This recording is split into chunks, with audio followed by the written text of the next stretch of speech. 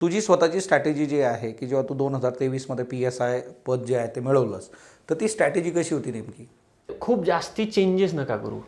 Simple material जे आहे तेच जास्त प्रोडक्टिव्ह असतं. मग असं म्हणतो आपण की 10 पुस्तके एक वेळा वाचणं आणि एक पुस्तक 10 वेळा वाचणं. तर ह्याच्यातलं जो सेकंड ऑप्शन आहे तो कधीही बेटर आहे. आमच्या इकडे सगळी फॅक्टरी जी आहे ना, तर ग्रुप सी, ग्रुप डी, म्हणजे महाराष्ट्र ऑल ओव्हर महाराष्ट्रामध्ये विदर्भामधले जे मुलं आहेत ना, तर ग्रुप सी आणि ग्रुप डीच्या पदावर खूप आहेत.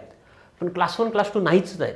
माझ्या जिल्ह्यातून आम्ही आता 2 लोक आहोत जे क्लास 1 झालो या ॲडमध्ये. पण मग आता जो सगळा स्ट्रगल आहे किंवा ओव्हरऑल जे आहे 2024 पर्यंत जोपर्यंत पद आपल्या हातात आलेलं आहे, तर मग त्या गोष्टी टॅकल करताना काय काय चॅलेंजेस फेस केलेस बरं तू? माझ्यावर एक FIR झाली होती. मग ते कुटुंबाची न्यायालयीन बाजू जी होती ती सांभाळणं, त्याच्यानंतर मग या क्षेत्राकडे वळणं. रिसेंटली राज्यसेवेचा जर अनुभव सांगितला तर रजनीश सेठ सरांचं पॅनल मला होतं. सरांनी मला पहिला क्वेश्चन विचारला की 2016 साली ग्रॅज्युएशन झालं, त्याच्यानंतर तू काय केलं एवढे वर्ष? तर मी पहिले 2 इनपुट सरांना दिले. तर त्यामुळं सरांवर असा इम्पॅक्ट पडला की सरांना एक सहानुभूती माझ्याबद्दल निर्माण झाली. आणि त्या दिवसचे जे इंटरव्ह्यू झाले, 15 लोकांचे इंटरव्ह्यू झाले, त्यापैकी 15 पैकी फक्त मी एक व्यक्ती होतो जो 60 क्रॉस करून मला 62 मार्क्स सरांनी दिले. 7,000ची ॲड होती. बऱ्याचशा काही असे तथाकथित प्रेडिक्ट करणारे आहे, त्यांनी 60 कट ऑफ सांगून ठेवला होता आणि त्यांचे स्वतःचे इन्स्टिट्यूट होते. ह्या गोष्टी आपल्याला लक्षात यायला पाहिजे विद्यार्थी म्हणून. म्हणजे ठीक आहे की तुम्ही या सगळे हे क्षेत्र आहे किंवा मग या क्षेत्रामध्ये तुम्ही डिस्टर्ब आहात, पण तुम्हाला कळलं पाहिजे की हे असं काहीतरी एक मटेरियल टाकलं, 5 मिनिटाचा व्हिडिओ बघितला आणि आपल्याला डायरेक्ट आउटपुट येईल. आता मी स्वतः 8 वर्ष या क्षेत्राला दिले, तर एवढं सोपं हे नाही आहे. नमस्कार विद्यार्थी मित्रांनो, आज आपण पॉडकास्टमध्ये शुभमला भेटणार आहोत. शुभम तिजारे 2023 PSI आणि 2024 राज्यसेवेमधून कॅफो गॅझेटेड क्लास 1 ही पोस्ट जी आहे शुभमने मिळवलेली आहे. सो शुभमबरोबर आज आपण गप्पा मारणार आहोत. सो स्पॉटलाईट अकॅडमीच्या या प्लॅटफॉर्मवर शुभम तुझं खूप खूप जे आहे सर्वप्रथम अभिनंदन आणि टीम स्पॉटलाईटतर्फे. आता एक बेसिक कन्सर्न येतो बघा की आपण जेव्हा एखाद्या परीक्षेची तयारी करतो तर सायमल्टेनियसली इतर पण एक्झाम देता येऊ शकतात का? तर ते एक्झाम्पल तू सेट केलेलं आहेस आणि दोन्ही परीक्षांमधून तू पद पण घेतलेलं आहेस. एकंदर तुझं बॅकग्राऊंड तू जरा शेअर केलं तर बरं होईल बघ. सर, मी मूळचा यवतमाळ जिल्ह्यातील भामराजे या गावचा आहे आणि एक ग्रॅज्युएशनपर्यंत मी फक्त ग्रॅज्युएशन केलं होतं. त्याच्यानंतर मी ह्या क्षेत्राकडे वळायचं असं ठरवलं. तर एक माझा जो चुलत भाऊ होता तो STI झाला 2012ला, मी जेव्हा 12वीमध्ये होतो त्यावेळी. त्यानंतर मग असं वाटलं की चला आता आपण या क्षेत्राकडे जायला पाहिजे, कारण हे क्षेत्र मला असं वाटतं की या क्षेत्राच्या माध्यमातून कमी खर्चामध्ये तुम्ही एक असं काहीतरी अचीव करू शकता, एक तुमचा प्रभाव या समाजावर पडू शकतो. त्यामुळं मग तिथून सुरुवात केली. 2020पर्यंत मला एकही पूर्वपरीक्षा काही मी पास करू शकलो नाही, परंतु 2020मध्ये संयुक्त पूर्वपरीक्षा जी आहे ती पहिल्यांदा पास झालो. तिथून सातत्यानं मी पूर्वपरीक्षा पास होत गेलो आणि त्यासोबतच मी सायमल्टेनियसली राज्यसेवेचं सुद्धा प्रिपरेशन करत होतो. फायनली आता रिसेंटली तुम्हाला माहितीच आहे की 2023मध्ये मला PSI आणि 2024मध्ये कॅफो क्लास 1 ही पद मिळालेली आहेत. तुझा जो प्रवास होता बघा की एकतर स्पर्धा परीक्षेचा आपला एक प्रवास आहे आणि रुटीन जो आपण वैयक्तिक आपल्या आयुष्यामध्ये ज्या गोष्टी चालू असतात. आता याच्यामध्ये स्पर्धा परीक्षेकडे वळण्याचं कारण तू सांगितलंस की भाऊ आणि मग STI, मग तिकडून तुला तो मार्ग मिळाला. पण मग आता जो सगळा स्ट्रगल आहे किंवा ओव्हरऑल जे आहे 2024 पर्यंत जोपर्यंत पद आपल्या हातात आलेलं आहे, तर मग त्या गोष्टी टॅकल करताना काय काय चॅलेंजेस फेस केलेस बरं तू? चॅलेंजेस म्हणजे आता एक आपलं जे बॅकग्राऊंड असते ते कायमच आपल्याला असं पकडून ठेवत असते आणि आपल्याला काहीतरी आपण खूप मोठे स्वप्न बघत असतो आणि वर जायला थोडंसं अडचण. म्हणजे आपल्याला माहिती आहे की आपली क्षमता काय आहे, पण आपले आईवडील आहे, आजूबाजूचा जो समाज आहे, त्यांना आपल्या क्षमतेची जाणीव नसते आणि मग कुठंतरी ते समाज किंवा ते बॅकग्राऊंड आपल्याला मागे ओढत असते. तर ह्याच मुळात अडचणी ठरतात. म्हणजे आता सुरुवात मी जेव्हा 2017ला सुरुवात केली तर सुरुवातीच्या काळामध्ये मी काही प्रायव्हेट ठिकाणी जॉब वगैरे केला आणि मग त्याच्यानंतर मग मी कुठंतरी या क्षेत्राचा विचार करायला लागलो की ठीक आहे, आपल्याला ह्या गोष्टी वर्कआउट करायचं. तर यामध्ये मग अडचणी अशा की आता त्याच्या अगोदर माझ्यावर एक FIR झाली होती.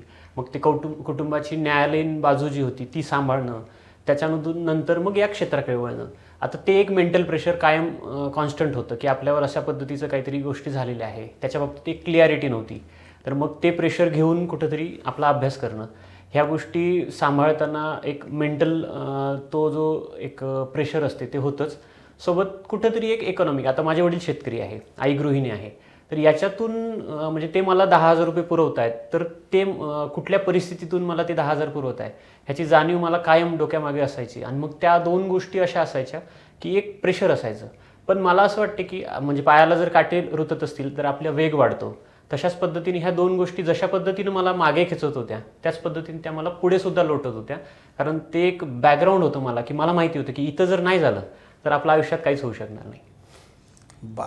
आता बघा, परिस्थितीची जाणीव असणं हा एक खूप बेसिक कन्सर्न असतो, पण तो बहुतेकदा आपल्याला दिसतो की काही लोकांना ती जाणीव नसते समजा.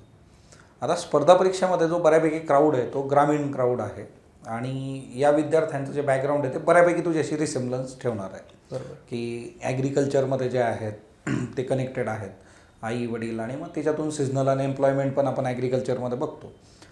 आता याच्यामध्ये तू जो उल्लेख केलास की FIR वगैरे होती तिथं, मग आता 2 प्रतलांवर लढणं जे आहे ते इतकं सोपं नक्कीच राहिलं नसणार आहे. प्लस 2 इंटरव्ह्यूज तू क्रॅक केलेस MPSCचे, आणि हे क्रॅक करताना जे आहे कुठंतरी बॅक ऑफ माइंड आपल्या प्रोफाईलवर पण ते दिसतं तिथं की इथं FIR आहे समजा, किंवा एखादा गुन्हा दाखल झालेला आहे वगैरे काय गोष्टी असतील. मग हे तू कसं टॅकल केलंस?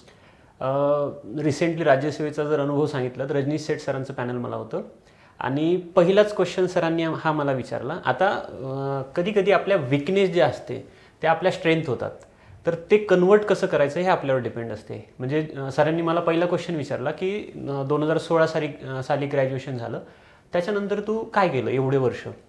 तर मी पहिले 2 इनपुट सरांना दिले की सर माझं 2016ला जरी ग्रॅज्युएशन झालं असलं तरी मी 2017-18पर्यंत अभ्यासच नाही केला, कारण माझ्यावर एक FIR झाली होती. आणि लगेच माझं दुसरं इनपुट हे होतं की मी रिसेंटली माझी पोलीस उपनिरीक्षकपदी नियुक्ती झाली आहे, म्हणजे निवड झालेली आहे. तर त्यामुळं सरांवर असा इम्पॅक्ट पडला की सरांना एक सहानुभूती माझ्याबद्दल निर्माण झाली. आणि त्या दिवसचे जे इंटरव्ह्यू झाले, 15 लोकांचे इंटरव्ह्यू झाले, त्यापैकी 15पैकी फक्त मी एक व्यक्ती होतो जो 60 क्रॉस करून मला 62 मार्क सरांनी दिले. बाकी सर्वांना 55च्या खाली मार्क होते. आता ही माझ्यासाठी एक विकनेस होती, कारण माझ्यावर FIR माझ्या प्रोफाईलवर दिसत होती.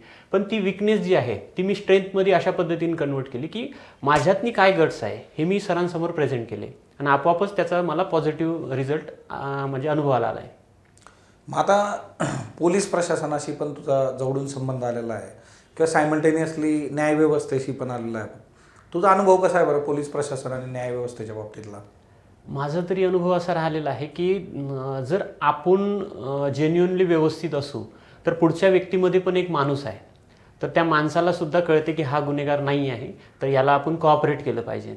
तर मलाही तशाच पद्धतीनं अनुभव आला. आता बरेचसे लोक पोलीस प्रशासनाबद्दल एक म्हणजे चुकीचा व्ह्यू घेऊन जगत असतात. हा क्वेश्चन मला इव्हन इंटरव्ह्यूमध्ये सुद्धा विचारलं होता, तर तेव्हा मी त्यांना तीच गोष्ट मांडली की मला वैयक्तिकरित्या पोलीस प्रशासनाबद्दल आदरयुक्त भीती आहे. आणि कुठंतरी प्रशासनसुद्धा आपल्याला एक सपोर्टच करत असते, एक पॅरलल सिस्टीम बनलेली असते आणि ती सिस्टीम जी आहे तर ती लॉबी सांभाळत ते आपल्याला सपोर्ट करत असतात. तर माझा तरी अनुभव असा आहे की पोलीस प्रशासन असो किंवा न्यायव्यवस्था असो, ते लोक त्यांचे काम करत होते. आपण कुठंतरी जेन्युअनली आपण कसे योग्य आहोत हे सिद्ध करण्याची जबाबदारी आपली असते, ती आपण सांभाळायला पाहिजे. त्यामुळे माझा तरी चांगलाच अनुभव राहिलेला आहे. आता बघा की आपण जर तुमच्या ओव्हरऑल बॅकग्राऊंड बघितलेलं आहे हा ना, ते सगळ्या गोष्टी म्हणजे इकॉनॉमिकल असेल किंवा रिजन बेस जर आपण बघितलं की विदर्भातून आपण आलो समजा, आणि पुण्यासारख्या शहरामध्ये जे आहे गोष्टी आपण डील केल्यात स्पर्धा परीक्षेच्या बाबतीत. आता हे करताना जे कल्चरल डिवाईड पण आपल्याला दिसून येतो समजा, मग त्या कल्चरल डिवाईडचा काही तुला प्रॉब्लेम आला, किंवा त्या कल्चरल डिवाईडमुळे गोष्टी ज्या आहेत तर प्लस मायनस होतात? यामध्ये कल्चरल डिवाईडपेक्षाही मला म्हणजे खूप मोठ्या प्रमाणात जाणवलेली गोष्ट म्हणजे एज्युकेशनल इम्बॅलन्स. की एक विदर्भातून कुठल्या तरी युनिव्हर्सिटीमधून निघालेला व्यक्ती आणि पुण्यासारख्या ठिकाणी कुठल्या तरी COEP सारख्या मोठ्या कॉलेजमधून निघालेला व्यक्ती, तर ह्या 2 लोकांचं खूप बॅकग्राऊंडमध्ये खूपच डिफरन्स असतो. म्हणजे आता मी सर्वाईव्ह केलं आहे. आता मला इंग्लिशचे 4 स्पेलिंग लिहिताना 10 वेळा विचार करावा लागायचा, इथली कंडिशन. आणि माझ्यासोबत कॉम्पीट करणारा कुठला तरी पहिलीपासून तर 12वीपर्यंत CBSEमध्ये शिक्षण घेतलेला, COEP सारख्या नावाजलेल्या म्हणजे कॉलेजमधून ज्यांनी ग्रॅज्युएशन केलेलं असा व्यक्ती असणार आहे. तर हा खूप मोठा डिफरन्स आहे. तो म्हणजे माझ्या 25 वर्षाचा मागचा अनुभव भरून काढण्यासारखा होता. तर ते जे होतं ते म्हणजे भयानक होतं. पण त्याच्यासाठी फक्त माझ्याकडे एक वेगळी गोष्ट काय होती, तर मेहनत माझ्या एवढी कोणीच करू शकत नाही हे मला माहिती होतं. आणि माझ्या मेहनतीच्या जोरावर म्हणजे सुरुवातीला मी अशा गोष्टी अनुभवलेल्या आहे की मला 6 पेज वाचायला 1 तास लागायचा. तिथून माझी सुरुवात होती. तर म्हणजे एका तासामध्ये आता लक्ष्मीकांत सरांचं एक पूर्ण पुस्तक मी रिवाईज करू शकतो. तर ही कपॅसिटी जी आहे ही फक्त माझ्या मेहनतीने मी डेव्हलप केलेली आहे. मी आता IQ हा पार्ट मी मानत नाही. मला नाही वाटत कुणी जन्मजात हुशार असतो, त्याला तो घडवावा लागतो, आपल्यातला माणूस घडवावा लागतो. त्या गोष्टीवर माझा ठाम विश्वास होता आणि त्या गोष्टीवर विश्वासच मला आजपर्यंत इथपर्यंत घेऊन आलेला आहे. हा एज्युकेशनल इम्बॅलन्स दिसला. दुसरा मुद्दा जसा तुम्ही म्हटलं की रिजनल बाबी, तर रिजनल काय होते की कॉन्फिडन्सच नसतो. म्हणजे विदर्भातला पोरगा जर असेल ना, त्याला वाटतच नाही की मी क्लास 1 होऊ शकतो. आमच्या इकडे सगळी फॅक्टरी जी आहे ना, तर ग्रुप C, ग्रुप D, म्हणजे ऑल ओव्हर महाराष्ट्रामध्ये विदर्भामधले जे मुलं आहेत ना, तर ग्रुप C आणि ग्रुप Dच्या पदावर खूप आहेत. पण क्लास 1 क्लास 2 नाहीच आहेत. माझ्या जिल्ह्यातून आम्ही आता 2 लोक आहोत जे क्लास 1 झालो या ॲडमध्ये. बरोबर. म्हणजे 27 लाख लोकसंख्या असलेला जिल्हा, त्या 27 लाख लोकसंख्या असलेल्या जिल्ह्यामधून 2 क्लास 1 हवे.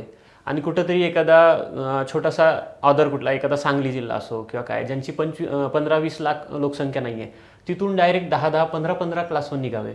हे मला असं वाटतं की हा रिजनल इम्बॅलन्स जो आहे तो हा जर भरून नाही निघाला तर जो मागा आहे तो मागच राहून जाईल.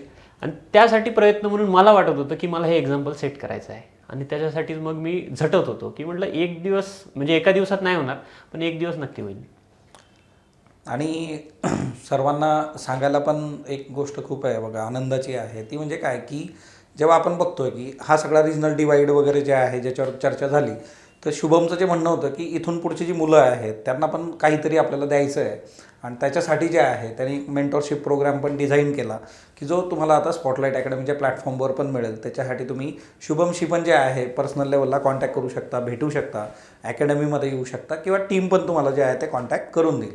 बऱ्याचदा असं होतं की आपण जे आहे की ते जे बॅकग्राऊंड असतं त्या बॅकग्राऊंडमुळे 2 पावलं मागे राहतो. बरोबर. आणि तिच्यातून जे आहे कुठंतरी त्या क्षमता ज्या आहे त्यांचा जो विकास व्हायला पाहिजे किंवा ते इनकॅश व्हायला पाहिजे ते होत नाही.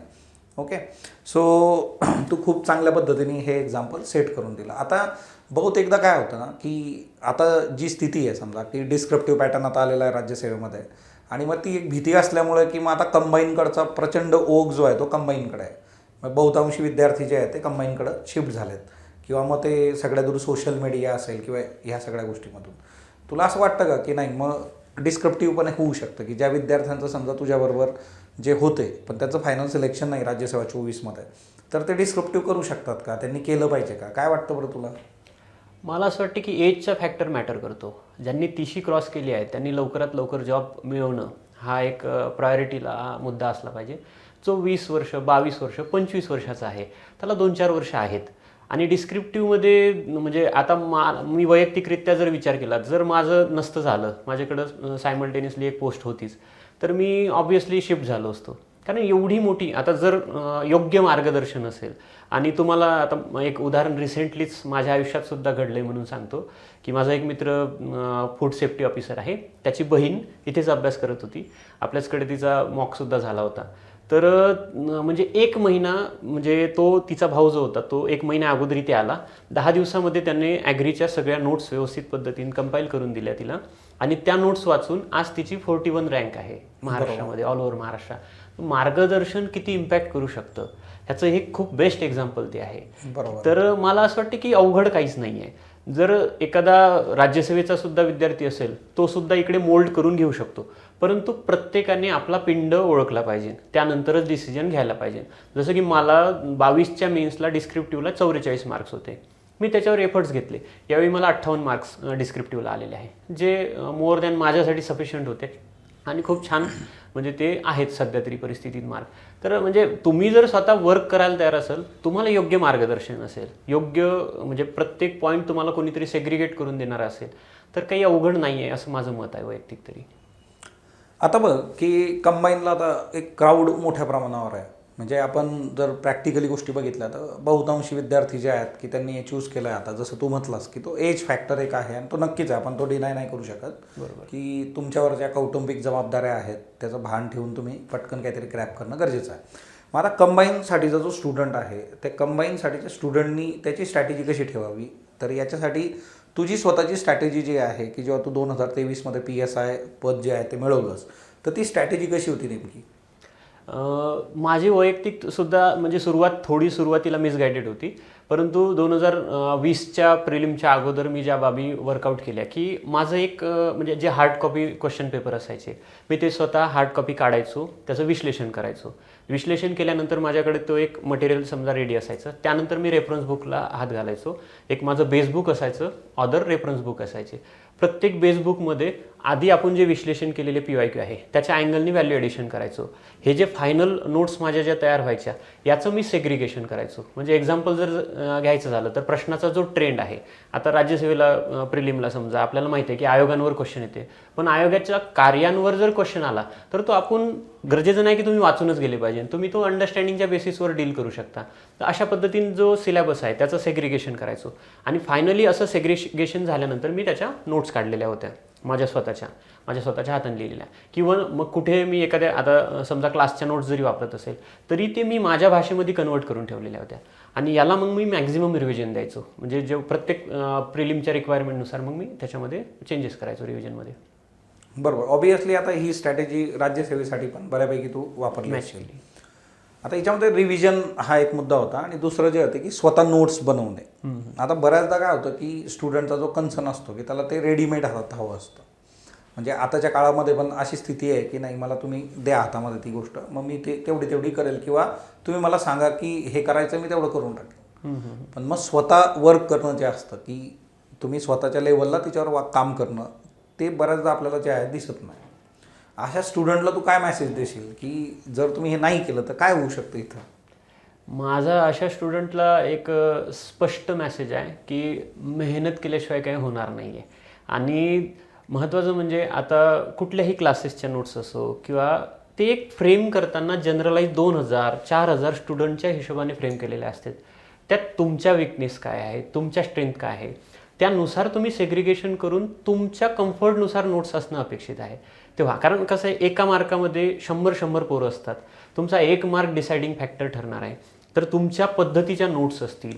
म्हणजे आता एक नॉर्मल आहे, मी आता बाहेर पण अशा बऱ्याच ठिकाणी बघतो की 200 पेजेसच्या कुठल्या तरी नोट्स असेल, मी त्या 25 पानामध्ये लिहून काढलेल्या आहे, म्हणजे त्याला कन्वर्ट केलेलं आहे. मला 25 पान रिवाईज करायला म्हणजे 200 पेजेस रिवाईज करायला जे माझे 10 तास लागत आहेत, ते 25 पानं मी एका तासातच रिवाईज करू शकतो. तर माझ्या तेवढ्याच टाईममध्ये 10 रिव्हिजन होऊ शकतात. त्यामुळं मला असं वाटतं की मुलांनी ॲटलिस्ट कुठल्या क्लासेसच्या नोट्स वापरा किंवा काही वापरा, पण ते तुमच्या भाषेमध्ये कन्वर्ट करून ठेवा, जेणेकरून शॉर्ट स्पॅनमध्ये तुम्हाला रिव्हिजन देता येईल आणि त्याने तुमचा कॉन्फिडन्स जो असतो तो खूप चांगला बूस्ट होऊ शकतो. मग आता मार्केटमध्ये दिवसागणिक भरपूर मटेरियल येतं आहे बघा. म्हणजे नंबर ऑफ इन्स्टिट्यूट्स असतील किंवा काही फ्रीलान्सर काम करणारे असतील. म्हणजे एकेका विषयासाठी दिवसाला आपण बघू शकतो की 1000, 2000 पानाच्या नोट ज्या आहेत त्या पडतात. टेलिग्राम चॅनल्स असतील किंवा इतर प्लॅटफॉर्म्स असतील की ज्यावर ते विकल्या पण जातात समजा. मग आता एक काळ असा होता स्पर्धा परीक्षेत की जेव्हा मटेरियल अवेलेबल नसायचं. आता अशी परिस्थिती आहे की ते प्रमाणापेक्षा जास्त मटेरियल अवेलेबल झालेलं आहे. मग याच्यामध्ये कुठलं मटेरियल चूज करायचं? म्हणजे तू कशा पद्धतीने गोष्टी केल्यास की मला हे वाचायचं आहे, हे मला नाही वाचायचं, मग ते फ्रीमध्ये जरी मिळत असेल तर हे माझ्या कामाचं नाही आहे. बरोबर. हे कशा पद्धतीने तू ठरवलंस? याला माझा जो फॅक्टर होता की PYQवर माझा खूप जबरदस्त होल्ड होता. त्यामुळं ना मला त्या नोट्स बघितल्यानंतरच लक्षात यायचं हे आपल्या कामाचं आहे की नाही आहे. आणि महत्त्वाचं म्हणजे माझं असं मत आहे की कुठलाही एक रेफरन्स जो आहे तो सफिशियंट आहे. त्यानंतर गोष्टी वायफळ आहेत. तुम्हाला म्हणजे बुक डील नाही करायचं आहे, तुम्हाला ना आयोगाचा सिलेबस डील करायचा आहे. त्यामुळं जे बुक आहे, आता नवीन बुक आलं लगेच आपण त्याच्या मागे लागतोय, पण सिलेबस किती कव्हर होतोय, त्या सिलेबसचं नुसार त्या बुकमधून आउटपुट किती येणार आहे, ह्याचा इनपुट आउटपुट रेशो ठरवून त्यानंतर ते मटेरियल तुम्ही विचार करायला पाहिजे की वापरायचं की नाही वापरायला पाहिजे. त्यातसुद्धा माझं असं मत आहे मित्रांनी की म्हणजे खूप जास्ती चेंजेस नका करू. सिम्पल मटेरियल जे आहे तेच जास्त प्रोडक्टिव्ह असतं. म्हणजे एक पुस्तकाला 10 वेळा रिव्हिजन, किंवा मग असं म्हणतो आपण की 10 पुस्तके 1 वेळा वाचणं आणि एक पुस्तक 10 वेळा वाचणं. तर ह्याच्यातलं जो सेकंड ऑप्शन आहे तो कधीही बेटर आहे. म्हणजे एक पुस्तक 10 वेळा वाचा, त्याच्यानंतर तुम्हाला जर वाटतंय तर PYQच्या अँगलनी व्हॅल्यू एडिशन करा. अन्यथा मग काय होईल की आपण फक्त शिफ्टिंग करत राहू आणि कुठल्याच कंटेंटला आपल्याला फायनल जी एक अंडरस्टँडिंग आहे ती बिल्डअपच नाही होणार. त्यामुळे हिच्यामध्ये पण एक असतं बऱ्याचदा की हे पुस्तक वाचलं, हिच्यातूनच प्रश्न आलेले आहेत. ॲडव्हर्टाइजमेंट ज्या वेळेस होते, शेवटी ती प्रत्येक क्षेत्रामध्ये आपल्याला दिसते आणि मग तिच्यात बऱ्याचदा जे आहे की तो क्लेम असतो समोरच्याचा की हिच्यातून 25 प्रश्न आले, हिच्यातून 50 प्रश्न आले, हे पुस्तक वाचलं म्हणजे प्रिलिम्स निघून जाईल, मेन्स निघून जाईल. अशा पद्धतीचं जे मटेरियल असतं किंवा यूट्यूबवर वगैरे व्हिडिओज असतात की 5 मिनिटाचा व्हिडिओ बघा आणि 20 मार्क वाढवा. याच्यावर काय म्हणते तुझं? मला वाटत नाही हे शक्य आहे म्हणून. आणि महत्त्वाचं म्हणजे आता मी आधीपासूनच कधीच अशा गोष्टींवर विश्वास पण नाही ठेवलेला आहे. मला असं वाटतं की आपली ओन स्ट्रॅटेजी असली पाहिजे, गोष्टी तुम्ही स्वतःच्या पद्धतीने डेव्हलप करायला पाहिजे. आणि आता एखादा व्यक्ती विशिष्ट टाईम पिरियडसाठी येतो आहे किंवा तो बेस्ट देईलही कदाचित, पण ते तुम्हाला सुटेबल आहे की नाही ह्या गोष्टी पण आपण चेक करायला पाहिजे. म्हणजे दिवसागणिक जे मटेरियल वाढवत आहे, प्रत्येक व्यक्ती बॅच लॉन्च करतोय किंवा काय, तर ह्या सगळ्या गोष्टीमध्ये त्याचा वैयक्तिक पर्पज काय असू शकतो. तो 10 वेळा जर ॲड टाकत आहे तर तुमच्या माइंडसेटसोबत तो व्यक्ती खेळण्याचा प्रयत्न करतो. ही गोष्ट विद्यार्थ्यांनी लक्षात घ्यायला पाहिजे. म्हणजे आता मी बरेचसे असे आता 7,000ची ॲड होती, बऱ्याचशा काही असे तथाकथित प्रेडिक्ट करणारे आहे, त्यांनी 60 कट ऑफ सांगून ठेवला होता आणि त्यांचे स्वतःचे इन्स्टिट्यूट होते. ह्या गोष्टी आपल्याला लक्षात यायला पाहिजे या विद्यार्थी म्हणून. म्हणजे ठीक आहे की तुम्ही या सगळे हे क्षेत्र आहे किंवा मग या क्षेत्रामध्ये तुम्ही डिस्टर्ब आहात, पण तुम्हाला कळलं पाहिजे की हे असं काहीतरी एक मटेरियल टाकलं, 5 मिनिटाचा व्हिडिओ बघितला आणि आपल्याला डायरेक्ट आउटपुट येईल. आता मी स्वतः 8 वर्ष या क्षेत्राला दिले, तर एवढं सोपं हे नाही आहे. मला असं वाटतं की म्हणजे चांगल्या गोष्टी घडायला वेळ लागतो. आता ठीक आहे, तो प्रत्येक व्यक्तीनुसार वेगळा वेगळा असू शकतो. तर थोडा तेवढा पेशन्स विद्यार्थ्यांनी ठेवला पाहिजे. त्या मटेरियलची क्वालिटी काय आहे, त्या व्यक्तीकडून आपल्याला काय मिळणार आहे, त्यामधून खरंच एवढं आउटपुट येणं शक्य आहे का, किंवा मग अदर तुमचा कुठला जो तुम्ही कंटिन्यू सोर्स करताय त्याच्यातून सुद्धा तेवढी आउटपुट जर येत असेल तर 2 प्रश्नासाठी ना तुम्ही एवढं डायरेक्ट कंटेंट शिफ्ट होणं किंवा मग असं कुठल्या तरी व्यक्तीच्या मागे लागणं हे कुठंतरी चुकीचं आहे असं माझं मत आहे. आता तू तुझं नोट्स मेकिंग पण सांगितलं, सायमल्टेनियसली जे आहे आपण इतर मार्केट मटेरियलची चर्चा केली. रिव्हिजनसाठी तुझी स्वतःची स्ट्रॅटेजी कशी होती की कसं रिव्हिजन आपण केलं पाहिजे? आपण बघतो की 2 वेळा करा, 3 वेळा किंवा एकाच पुस्तकाचं मॅक्झिमम वेळा रिव्हिजन करा. तर मग तुझी स्वतःची रिव्हिजनची स्ट्रॅटेजी कशी होती? माझं पहिलं रिडिंग जे असायचं, आता मी आधी ज्या पद्धतीने बोललो की मी माझ्या नोट्स रेडी करायचो, त्या नोट्स रेडी केल्यानंतर माझं असं असायचं की पहिली रिव्हिजन जी आहे ती मी व्हॅल्यू ॲडिशनच्या सेशनला ठेवायचो. म्हणजे इन केस मी 2023ला कुठल्या नोट्स वापरल्या आहे तर 24ला मध्यंतरी जे पेपर झालेले आहेत मी त्याच्या अँगलनी त्याच्यामध्ये व्हॅल्यू ॲडिशन करायचो. आणि ते केलेलं व्हॅल्यू ॲडिशनच्या अँगलनी मग एक प्रिडिक्शन जे असते, तर वेगवेगळे पेन, वेगवेगळे हायलायटर वापरून मी त्याच्यामध्ये नोट्समध्ये सुद्धा सेग्रिगेशन करून ठेवायचो. म्हणजे माझं असं फिक्स असायचं की एका तासात वाचायचं, तर म्हणजे पूर्ण आता पॉलिटी विषय आहे, एका तासात वाचायचा असेल तर मग त्याची वेगळी पद्धतीची अंडरलाइनिंग असायची. जर मला तोच विषय 10 तासात वाचायचा असेल तर त्याची वेगळी अंडरलाईन असायची. त्याच्यामुळे मला मग ते हँडल करायला खूप सोपं व्हायचं. म्हणजे मला 3 दिवस आहे का, 3 दिवसात पण मी पॉलिटी वाचू शकत होतो आणि मला 1 तास आहे का, मी एका तासात पण पॉलिटी वाचू शकत होतो. आणि आता रिव्हिजन किती असाव्या तर हा नंबर ऑफ फॅक्टर आहे. म्हणजे प्रत्येकाच्या अँगलनी तो काहीतरी एक वेगळा असू शकतो. मला असं वाटतं की तुमचा आउटडोर मोस्ट ट्राय करा. तुमची कपॅसिटी जेवढी असेल तेवढ्या जास्त रिव्हिजन दिल्या पाहिजे.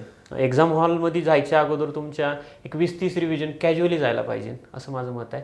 कंबाईन हा एक्झामचा पॅटर्नच असा आहे की त्याच्यामध्ये तुम्हाला मॅक्झिमम पाठांतर पाहिजे. त्याच्यामुळे तुम्हाला असं असतं की पटकन लक्षात आलं पाहिजे की हां ठीक आहे आपल्याला एका तासात आपल्याला पेपर सोडवायचा. हां, त्यामुळे तिथे तर खूप रिव्हिजन लागतात. इव्हन राज्यसेवेला सुद्धा आता डिस्क्रिप्टिव्ह झालंय तर पॅटर्न थोडासा चेंज झालाय, त्याला तुम्हाला अंडरस्टँडिंग चांगलं लागतं, ॲनालिटिकल गोष्टी येतात. पण कंबाईन असो किंवा राज्यसेवा प्रिलिम सुद्धा असो, इथं तुमच्या रिव्हिजन भरपूर झाल्या पाहिजे. त्यामुळे ते कंटेंटचं सेग्रिगेशन हे खूप महत्त्वाचं आहे रिव्हिजन करताना आणि त्याला मॅक्झिमम वेळा रिवाईज करणं. आता रिव्हिजन जे आहे तर ते आपल्याला करायचं मॅक्झिमम वेळा जे आहे. विद्यार्थ्यांच्या बाबतीत बऱ्याचदा हा एक कन्सर्न असतो की त्यांना वेळेचं मॅनेजमेंटच होत नाही.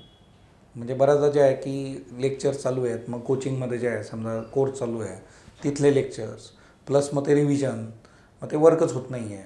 आम्हाला वेळेचं नियोजन जे आहे ते डील होत नाही आहे, असा पण एक कन्सर्न असतो. तर तू तुझ्या वेळेचं नियोजन कसं केलेलं आहे की एक दिवसभरामध्ये जे आहे कशा पद्धतीने गोष्टी करायच्या? म्हणजे व्हाईल जर कुठलं तू म्हणजे क्लासेस किंवा कुठले लेक्चर्स बघितले ॲट दॅट टाईम किंवा त्याच्यानंतर जेव्हा आपण 24/7 पूर्ण वेळ अभ्यासावरच फोकस्ड होतो की आता आपलं शिकून झालं आहे, कन्सेप्च्युअल क्लॅरिटी आली आता आपल्याकडं, तर मग त्या केसमध्ये दोघीच्यात वेळेचं नियोजन कसं होतं बरं? मुलांच्या बाबतीत नॉर्मली काय होते, मुलं फक्त वाचतात म्हणजे मला असं वैयक्तिकरित्या वाटते, तुम्हाला जर रिझल्ट पाहिजे नसेल तर PYQ, त्याच्यानंतर तुमचं कंटेंट फ्रेम करणं, कंटेंट सेट करणं म्हणजे रीडिंग, आणि त्याच्यानंतर महत्त्वाचं म्हणजे नोट्स.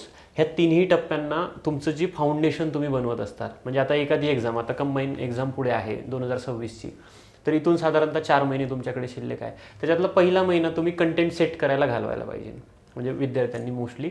तर कंटेंट सेट करताना मग त्यातसुद्धा तुमचं 4 तासाचा जर स्पॅन असेल तर 4 तासांमधले 3 तास जे आहे, सुरुवातीचा 15 मिनटं बसतोय आपण, तर जो टॉपिक वाचणार आहे त्याच्यावरचे PYQ बघून घेणं की नेमके कुठे क्वेश्चन आले आहे, सब टॉपिक एक सेग्रिगेट करून घेणं, त्यानंतर पुढच्या स्पॅनमध्ये त्याला प्रॉपर रीडिंग देणं, आणि शेवटी मग परत ते PYQ लिंक करून जो पार्ट आहे PYQला लिंक होणारा तो हायलाईट करून घेणं.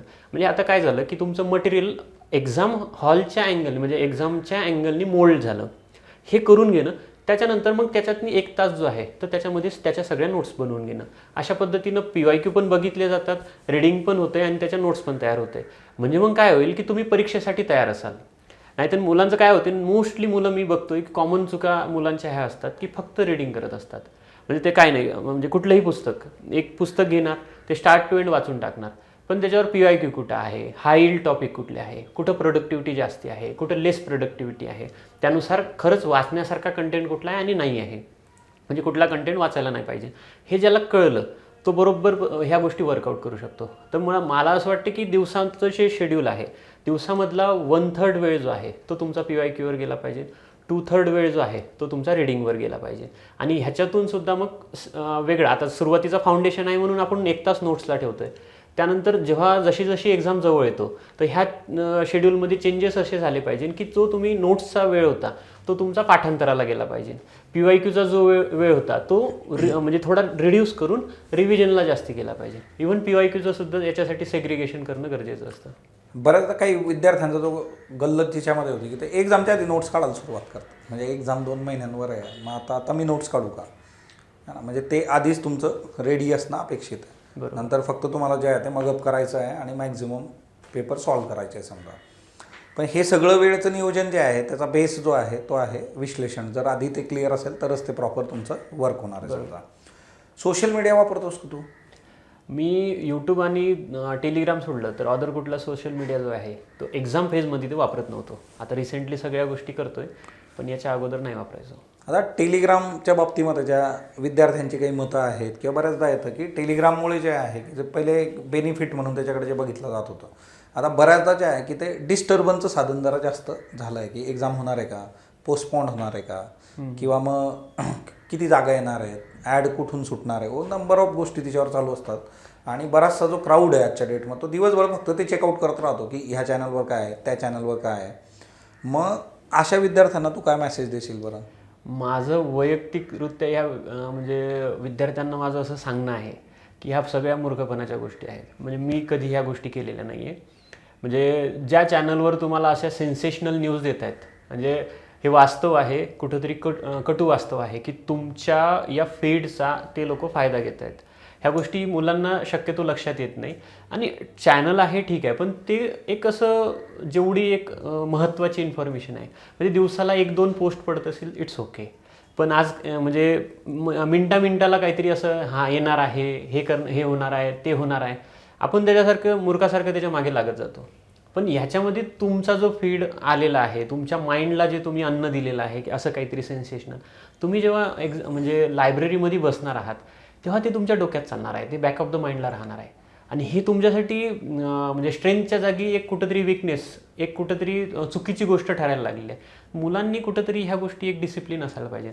माझं असं असायचं की अशा गोष्टी ज्या आहेत कळण्यासाठी मी एक साधारणतः संध्याकाळी जेवणानंतरचा एक 5-10 मिनिटाचा टाईम ठेवायचो. बाकी टाईम मी जो मोस्टली टेलिग्राम जे आहे हे बघायचो नाही. आणि त्याच्यातसुद्धा माझे सिलेक्टिव्ह, मी राज्यसेवा मेन्सला आहे का, तर माझे ठरलेले ते 2-3 चॅनल राहायचे ज्याच्यावर अशा पद्धतीचा कंटेंट प्रोव्हाइड केलं जातं. अदरवाईज हे जे सेन्सेशनल न्यूजचे चॅनल आहेत जे खूप रिचमध्ये गेलेले आहेत असे चॅनल माझ्याकडे नसायचे. म्हणजे मी ते आताही नाही आहे मुळात. आता सुद्धा मी इंटरव्ह्यू लावतो, माझे इंटरव्ह्यूचे 4 चॅनल माझ्याकडे आता आहेत, बस ठरलेलं आहे. त्यामुळे मुलांनी ह्या गोष्टीची काळजी घ्यायला पाहिजे की आपण ज्या फेजमध्ये आहोत ना त्याच फेजच्या अँगलचे चॅनल तुमच्याकडे असले पाहिजे. आणि then 1000 चॅनल जॉईन करून ठेवले, कंटेंट एका याच्यावरचं करायचं नाही. आणि शक्यता जास्ती झाली आहे आता की डिस्ट्रॅक्शनच झालेलं आहे. म्हणजे छोट्या छोट्या न्यूज लीक केल्या जात आहेत आणि त्याच्यामुळे मग मुलं सातत्यानं ह्याच्या मागे. आता रिसेंटली आपल्याला कंबाईन प्रिलिमचा खूप मोठं उदाहरण आहे बरोबर. की सगळ्यांनी अशा पद्धतीने त्याच्यावर कंटेंट टाकलं होतं की पोस्टपोन अज्युम केलं होतं की एक्झाम पुढेच जाईल, आणि मुलं एवढे डिस्टर्ब झाले जे कंटिन्युअस मेन्सला होते ते लोक सुद्धा प्रिलिम फेल झाले. तर हे मला असं वाटतं की गरजेची गोष्ट नाही आहे. आणि ऑफिशियल नोटिफिकेशन येतच असते, 1-2 चॅनल ठेवा, बाकी सगळा कचरा जो आहे तो बाजूला काढायला पाहिजे. आता सोशल मीडियाच्या बाबतीमध्ये तू खूप महत्त्वाची गोष्ट सांगितलीस की आजचा तो खूप मेजर कन्सर्न झालेला आहे. आजकाल पर्सनल मेंटरशिप हा जो प्रोग्राम आहे तो खूप स्विंगमध्ये आहे बघ स्पर्धा परीक्षेच्या बाबतीमध्ये. ओके, तुझं त्याच्याबद्दल काय मत आहे बरं? मी वैयक्तिकरित्या माझा मेंटॉर म्हणून माझा रूम पार्टनर होता, ज्याने 2-3 राज्यसेवा मेन्स दिल्या होत्या आणि ज्या पद्धतीने त्यानं मला गाईड केलं त्यामुळे असं झालं की आता मागच्या वेळी राज्यसेवेला मला 2023ला 22ची मी क्वालिफाय झालो, पण 23ला मला डायरेक्ट 98 मार्क होते, कारण एक्झाम पॅटर्न थोडंसं पेपर चेंज झाला होता. तर 24ला मला ते ओव्हरकम करणं, कारण मला माहिती होतं की इथं जर काही झालं नाही तर आपलं संपलं सगळं, तर मग ओव्हरकम करणं, त्यात माझं पॅरलली ग्राउंड चालू होतं. तर त्या काळात मी माझा तो मेंटॉर असायचा आणि तो मला प्रत्येक मोमेंटला एक गाईड करायचा. एक छोटासा प्रसंग सांगतो. एक दिवस मी ग्राउंडवरून आलो, ग्राउंडवरच्या मित्रांचं असं चाललं होतं की आता मी जाणार, झोपणार, खाणार, झोपणार, आणि माझं असं होतं की मी घरी येऊन लायब्ररीला जाणार होतो. तर तो माझा मेंटॉर, मला असं झालं तर मग मी त्याला म्हटलं, यार म्हटलं माझं म्हणजे मुलं आता जाऊन झोपतील, ते पण पोस्ट होल्डर असणार आहे, मी पण असणार आहे, तर म्हटलं हे का? तर त्यांनी मला एकाच शब्दात सांगितलं की तुझी चॉईस आहे म्हणे. त्याच्यामुळं त्या गोष्टीने मी क्लिअर झालो. तर मला वैयक्तिकरित्या असं वाटतं की मेंटॉरचा नक्कीच फायदा होतो. जर तुमच्यापाशी योग्य मार्गदर्शनच नाही, तुम्हाला माहितीच नाही की काय करायचं, तर कुणीतरी एक सांगणारा व्यक्ती असणं कधीही योग्य आहे. त्यामुळं माझं तरी याच्या बाबतीत पॉझिटिव्ह मत आहे की असायला पाहिजे. जर तुमचं वैयक्तिक कोणी फॅमिलीतलं असेल, कोणीतरी जवळचा मित्र असेल तर सफिशियंट आहे, पण त्याला ह्या क्षेत्राबद्दल एक व्यवस्थित नॉलेज असणं अपेक्षित आहे. तो या प्रोसिजरमधून गो थ्रू झालेला असायला पाहिजे. आता कंबाईनची जी आगामी आपली पूर्वपरीक्षा असणार आहे त्याच्यामध्ये जे आहे की आपण जर असं टार्गेट सेट केलं की एक विद्यार्थ्यांनी किती मार्कांचं टार्गेट प्रिलिम्स करता सेट करावं असं तुला वाटतं की हां ह्या टार्गेटला धरून तुम्ही चाललं पाहिजे? कारण आपण मार्केटमध्ये बघतो 60+ स्ट्रॅटेजी, 65+ स्ट्रॅटेजी, 70 स्ट्रॅटेजी. सो त्याचं एक टार्गेट जे आहे ते काय असलं पाहिजे बरं, सेफ टार्गेट? मला असं वाटते की ते एक्झामच्या पॅटर्नवर डिपेंड करते. म्हणजे तुमचा क्वेश्चन पेपर कसा येतो त्यानुसार. मला असं वाटतं की मार्क टार्गेट करण्यापेक्षा ना तुम्ही जर तो पॅटर्न टार्गेट केला ना तर कट ऑफ कितीही लागो त्याच्यापेक्षा 2-4 मार्क तुम्हाला असणार. आता मी स्वतः कधीच आतापर्यंत कंबाईनची पूर्वपरीक्षा फेल नाही झालो आहे. मी 2020पासून कंटिन्यू सातत्यानं मेन्सला आहे. तर मी असं काही वेगळे व्हेरिएशन टार्गेट नाही ठेवायचो. नॉर्मली असं व्हायचं की एक्झाम हॉलमध्ये गेल्यानंतर तुम्हाला जर तो एक अंडरस्टँडिंग आलेलं असेल त्या एक्झामच्या पॅटर्नचं, तर तुम्ही प्रिलिम क्वालिफाय होऊ शकता, हे तुम्हाला आधीच माहिती असते. त्यामुळं टार्गेट तर ठीक आहे, हां नॉर्मली असं आपण म्हणू शकतो की 60+ असायला पाहिजे, पण आता मागच्या वेळी असं झालं की 62 लागला, तर असं काही सांगता येणार नाही. परंतु मी असं सजेस्ट करेल की तुम्ही एक्झामची जी मिनिमम रिक्वायरमेंट आहे ती टार्गेट करा. ऑब्व्हियसली तुमची प्रिलिम तशी निघून जाणार आहे. कंबाईनसाठी आता तू जो एक प्लॅन समोर ठेवला की विद्यार्थ्यांना त्यातून बेनिफिट झालं पाहिजे आणि त्यांची प्रिलिम्स क्रॅक झाली पाहिजे, कारण बहुतेक विद्यार्थ्यांना प्रिलिम्समध्ये प्रॉब्लेम येतो. बरोबर. त्यातल्या त्यात एका तासामध्ये कसं टॅकल करायचं किंवा त्या ओव्हरऑल सिलेबसवर कमांड कशी घ्यायची, तर तो जो तुझा प्रोग्राम असणार आहे 100 डेजचा त्याच्याबद्दल थोडंसं सांगशील? माझा हा प्रोग्राम अशा पद्धतीचा आहे. आता नॉर्मली प्रत्येक व्यक्तीचं बॅकग्राऊंड वेगळं असते, त्याच्यामुळे त्याच्या अभ्यासाचा पॅटर्न वेगळा असणार आहे, त्याची IQ लेवल वेगळी असणार आहे. तर मी त्या प्रोग्राममध्ये सुरुवातीला अशा पद्धतीने एक व्यक्तीचं प्रोफाईल तयार करतो आहे. त्या प्रोफाईलमध्ये त्याचे स्ट्रेंथ काय आहे, त्याचे विकनेस काय आहे, त्यांनी कुठल्या नोट्स काढलेल्या आहे, कुठल्या नाही काढलेल्या आहे, तो कंटेंट डील करताना त्यांनी कशा पद्धतीने तो कंटेंट सेट केलेला आहे. कारण एक्झामची रिक्वायरमेंट अशी मिनिमम कंटेंटची असते, ती त्याची सेट झालेली आहे का, ह्या गोष्टी मी त्याच्या प्रोफाईलमध्ये नोट करणार. त्यानुसार त्याला 100 दिवसामध्ये सजेस्ट करत राहणार. त्याच्यातसुद्धा असं त्याच्यामध्ये मोस्टली 4 टप्पे असणार आहे. पहिला जो आहे तो फाउंडेशनचा, म्हणजे ज्याच्यामध्ये तुम्हाला मुख्य परीक्षा जी आहे, मुख्य परीक्षेमधला पेपर 2 जो आहे तो सेम आहे. म्हणजे जसं जवळजवळ 89 मार्काचा सिलेबस जसा रिपीट होणार आहे. जर तुम्ही म्हणजे फक्त प्री टार्गेट करण्यापेक्षा जर तुम्ही प्रिलिमचा अभ्यास व्यवस्थित पद्धतीने केला तर तुमची आपोआपच 50% मेन्ससुद्धा टार्गेट होणार आहे. त्यामुळं मी या प्रोग्रामच्या माध्यमातून अशा पद्धतीने वर्कआउट करून घेण्याचा विचार करतोय की एक फाउंडेशन असेल, त्या फाउंडेशनमध्ये तुमची आउटलाईन सेट होईल, त्यानंतर तुमचं पुढची जी स्टेप असेल ती रिव्हिजन असेल. आता रिव्हिजनमध्ये सुद्धा सुरुवातीचा जो पार्ट आहे तो तुमचा नोट्स मेकिंगचा असेल, जेणेकरून ह्याच नोट्स ज्या आहेत तुम्हाला मेन्सला वापरता आल्या पाहिजे. ठीक आहे. आणि त्याच्यानंतर मग रिव्हिजन नंतर मग तुमचा जो टेस्टचा शेड्यूल आहे, त्या शेड्यूलमध्ये समजा तुम्ही टेस्ट देणार, त्याचं क्रॉस चेक करून कुठं आपले वीक पॉईंट आहे, कुठे प्लस पॉईंट आहे, या गोष्टी. आणि फायनल जो स्टेज असेल ती म्हणजे तुम्हाला एक्झाम हॉलमध्ये कसं वर्कआउट करायचं आहे.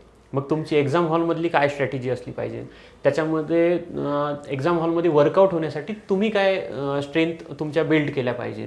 आता एक रिसेंट ट्रेंड जो आहे तो एज्युकेटेड गेस्टचा ट्रेंड आहे. तर एज्युकेटेड गेस्ट नेमका कसा असतो, तो कसा वर्कआउट करायचा असतो, ह्या सगळे ज्या बाबी आहे या 4 स्टेपमध्ये मी कव्हर करून घेण्याचा विचार करतो आहे मुलांकडून. आणि अशा पद्धतीने ती एक मेंटरशिप प्रोग्राम असेल, ज्याच्यामध्ये प्रत्येक टप्प्यावर तुम्हाला टार्गेट दिले जातील आणि त्याच्या माध्यमातून तुमच्याकडून हा अभ्यास पूर्णतः योग्य पद्धतीने फॉलोअप घेऊन कव्हर करून घेतला जाईल. आता हे करत असताना एक बेसिक गोष्ट जी लागते आणि ती सर्वात कठीण अशी गोष्ट आहे ती म्हणजे कंटिन्युटी. बरोबर. तर तुझा जो प्रवास आहे तिच्यात ती टिकवलेली आहे आणि त्याचे रिझल्ट्स आज आपण बघतोय. बरोबर. तर ती कंटिन्युटी टिकवण्यासाठी काय आहे, विद्यार्थ्यांना काय टिप्स देशील बरं तू? मी स्वतः NCCचा विद्यार्थी होतो, त्याच्यामुळं माझ्यामध्ये सगळ्यात महत्त्वाची गोष्ट जी होती ती डिसिप्लिन. म्हणजे माझं असं नित्यनियमन ठरलं आहे. आता माझी 7-8 वर्ष हे शेड्यूल फॉलो केलं आहे. मी सकाळी 6-6:30च्या दरम्यान उठणार हे ठरलेलं होतं. उठल्यानंतर व्यायाम करणार हे ठरलेलं होतं. म्हणजे मला एक गीतेचा श्लोक एक IRS झालेल्या मॅडम होत्या, त्यांच्या याच्यामध्ये मी ऐकला होता आणि मी तेव्हापासून तो एक कंटिन्यू फॉलो केला की युक्ताहार विहारस्य युक्ता चेष्टस्य कर्मस्यु युक्ता स्वप्नावबोधस्य योगो भवती दुःखः. म्हणजे तुमचा आहार, विहार, तुमचं विचार हे जर तुमचे एक अलाईन असेल, आपोआपच तुमच्या प्रत्येक दुःखाचा नाश होऊ शकतो. योगो भवती दुःखः जशा पद्धतीने म्हटलं जाते.